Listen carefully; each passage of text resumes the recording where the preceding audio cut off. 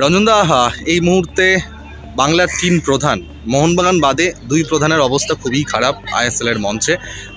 East Bengal আবারও হারের সরণিতে, তারা ব্যাক করেছে, ঠিক আশানুরূপ পারফর্ম হচ্ছে না।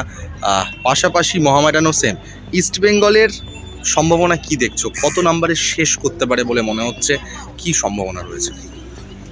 ইস্টবেঙ্গল আসলে মানে ধারাবাহিকতা ভীষণের অভাব টিমটার। কেননা ইস্টবেঙ্গলে আমার যেটা লাস্ট দেখে মনে হয়েছে যে ইস্টবেঙ্গলে কোচের কথা মনে হয় সবটা ঠিকঠাক হয় না।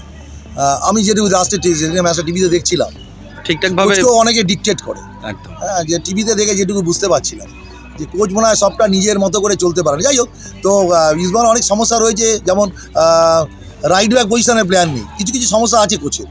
তারপরে বলছি ইস্টবেঙ্গল সুপার সিক্স আর দেখা যাচ্ছে না। হ্যাঁ, খুব একদম মানে অঘটন কিছু ঘটলে আর কি, যদি ঘটে সেটা অঘটন। ইস্টবেঙ্গল যদি এখন সুপার সিক্সে যায় সেটা অঘটন হবে।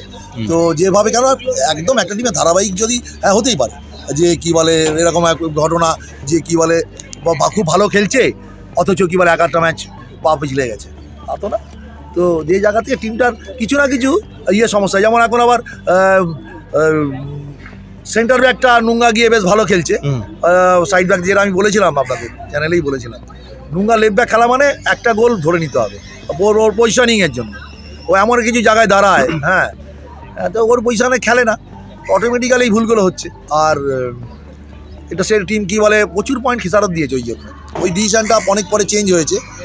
তো যাই হোক, আবার রাইট ব্যাকে একটা সমস্যা এসে গেছে।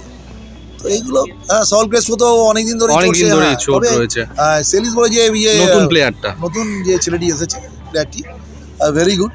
আমার মনে হয় ওকে টাইম দিলে ও আগামী দিন ভালো হবে।